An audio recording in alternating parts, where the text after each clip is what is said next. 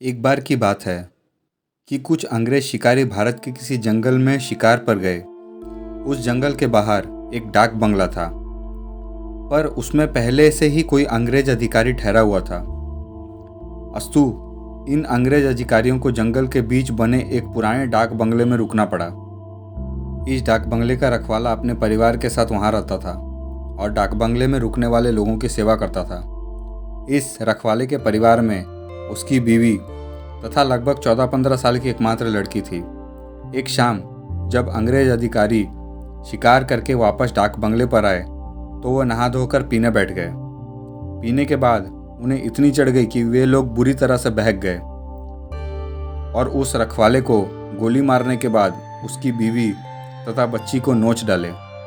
इन पापियों को नशे में कुछ भी पता नहीं चला और नोचने के बाद उन दोनों को भी गोलियों से भून डाला और तीनों की लाश को डाक बंगले के पीछे दफना दिया।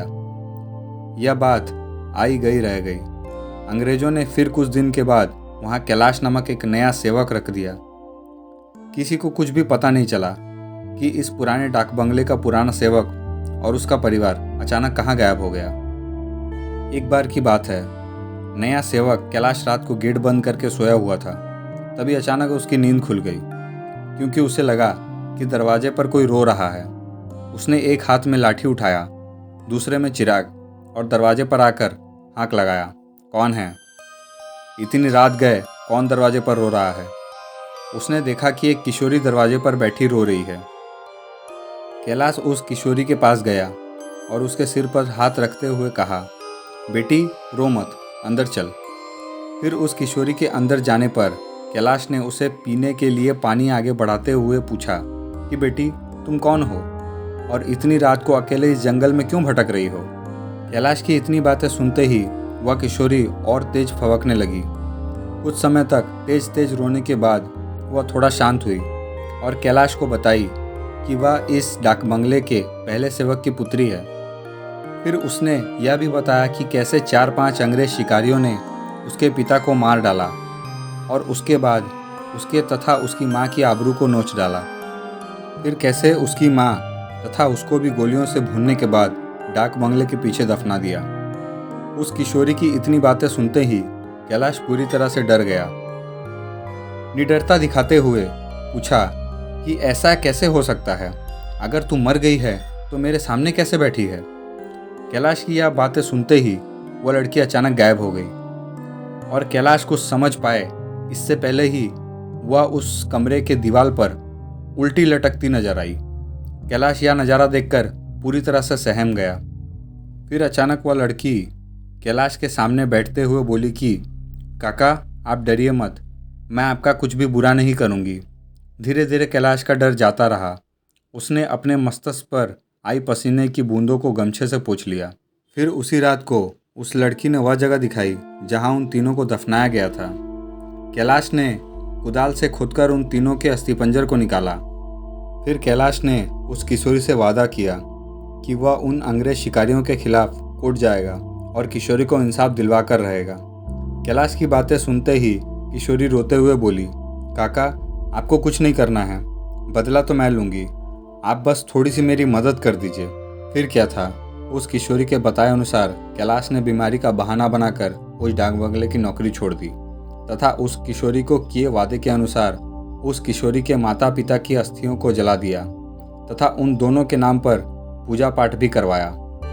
उन दोनों की मुक्ति हो गई, पर लड़की के कहे अनुसार कैलाश ने ना लड़की के अस्थिपंजर को जलाया और ना ही उसके क्रियाकर्म के लिए कोई अनुष्ठान पूजा पाठ किया, क्योंकि किशोरी ने कहा था कि अगर उसके लिए भी पूजा पाठ हो गई तो वह इस भूतिया योनि से मुक्त हो जाएगी और फिर उन दरिंदों से बदला नहीं ले पाएगी।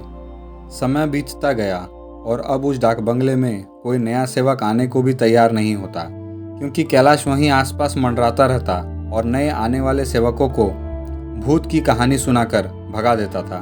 कभी कभी वह किशोरी भी अपनी भूत ही कारनामे से आने वाले नए सेवक को 9-2-11 करा देती थी।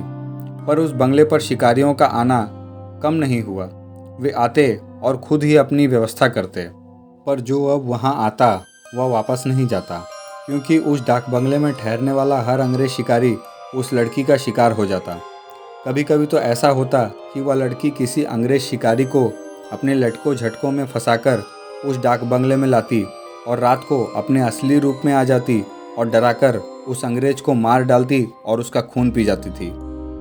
यह क्रम चलता रहा और उस डाक बंगले में मरने वाले अंग्रेज शिकारियों की मौत एक रहस्य बनकर रह गई। अंग्रेज अधिकारियों के लाख कोशिश करने के बावजूद न हत्यारा पकड़ में आता और न ही मरने वाले अंग्रेज शिकारियों अधिकारियों के मौत का कारण पता चलता। धीरे धीरे यह खबर आसपास के क्षेत्रों में अंग्रेज शिकारियों आदि में फैल गई कि पुराने डाक बंगले में ठहरने वाले हर शिकारी की रात तो होती है पर वह दूसरे दिन का सूरज नहीं देख पाता।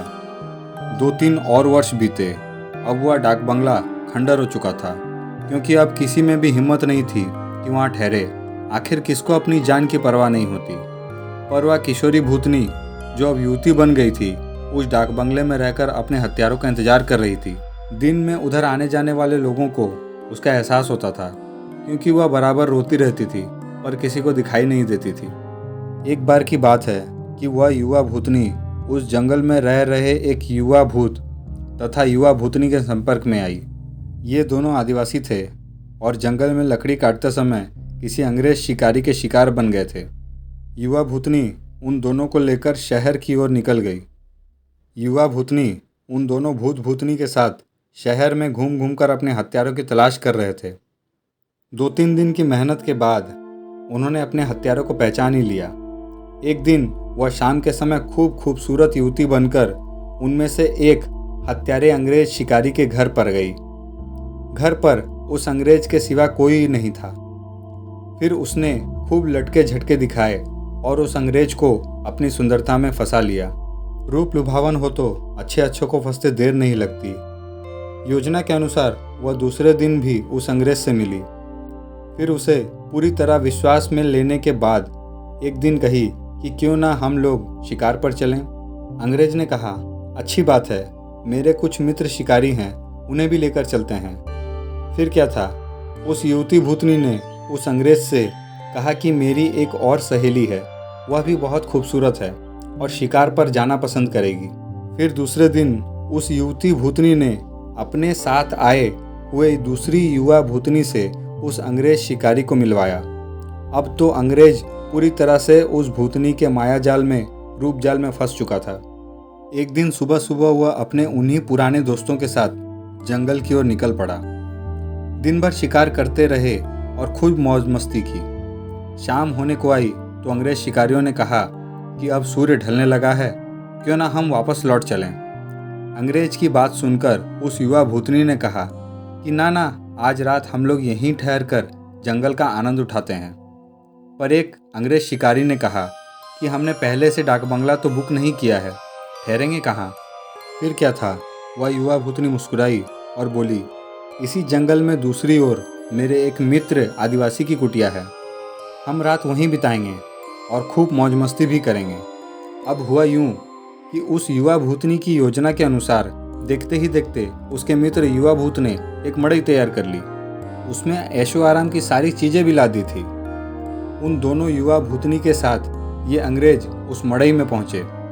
इन अंग्रेज शिकारियों को उस मड़ई की दशा देखकर कुछ अजीब सा लगा, क्योंकि उस मड़ई में महलों, बड़े बड़े होटलों जैसी व्यवस्था थी। रात को पार्टी शुरू हुई। साथ ही साथ अंग्रेज शिकारियों की सिट्टी पिट्टी भी गुम हो गई, क्योंकि पहले तो उन दो युवा भूतनी जो देखने में बहुत खूबसूरत लग रही थी, अचानक बहुत ही डरावनी रूप बना ली। ऐसा रूप जिसे देखकर अच्छे अच्छे की पैंट गीली हो जाए। फिर क्या था, उन भूतनियों ने ग्लास में खून भरकर आकर उन अंग्रेजों को पिलाना शुरू कर दिया। किसी अंग्रेज की हिम्मत ही नहीं थी कि वह ना करे, क्योंकि सब के सब बुरी तरह से डरे हुए थे और कांप रहे थे। अचानक आदिवासी युवा भी विकराल रूप में आ गया और अचानक उछलकर पास के एक मोटे पेड़ की मोटी शाखा को उछलकर इतना जोर से खींचा कि चर्र की आवाज़ के साथ वह मोटी शाखा टूट गई। उसके बाद वह विकराल भूत उन अंग्रेज शिकारियों में से एक को पकड़कर पैर के नीचे दबाकर देखते ही देखते चीर दिया और उसके खून को पीने लगा। उसका खून पीता देख दोनों भूतनियों ने लंबी लंबी विकराल जीभ निकालते हुए खून पीने में उसका साथ देने लगी और साथ ही अपने बड़े बड़े नाखूनों से उसका शरीर जगह जगह से चीरने लगी। उस युवा भूतनी ने तो भयानक आवाज़ निकालते हुए दौड़कर एक अंग्रेज शिकारी के पास पहुंची और उसकी आंखों में अपने विकराल भयावह भाले जैसी नोक डालकर उसकी दोनों आंखों को निकालकर खा गई। इसके बाद उन तीनों भूत भूतनियों ने एक एक कर सभी अंग्रेजों को मार डाला।